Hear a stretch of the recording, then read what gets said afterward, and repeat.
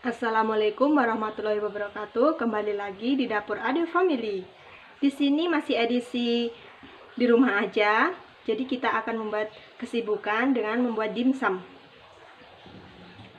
Ini saya punya bahannya: tepung tapioka 6 sendok makan, tepung terigu 1 sendok makan, kulit pangsit secukupnya, bawang putih halus 2 siung, ada garam secukupnya, ada lada kita pakai secukupnya juga. Di sini ada ayam yang sudah saya potong kecil-kecil. Kalian juga bisa memblendernya jika kalian ingin lebih halus lagi. Ini ada daun bawang yang sudah saya potong kecil-kecil. Ini ada telur 1 butir.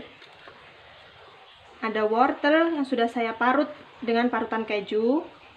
Kemudian ini ada saus tiram. Kita gunakan 2 sendok saja nanti.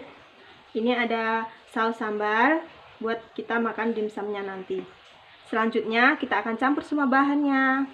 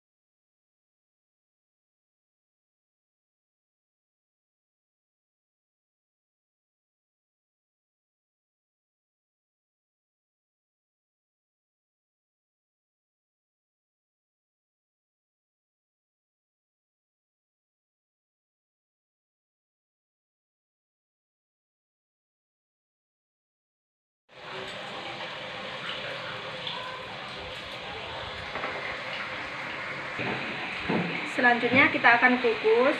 Tadi saya sudah panaskan air.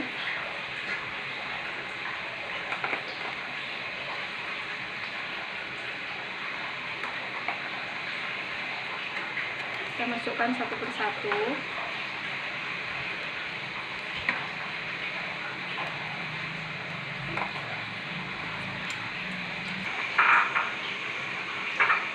Kalian bisa kasih minyak di bawahnya, di sarangnya, supaya tidak lengket.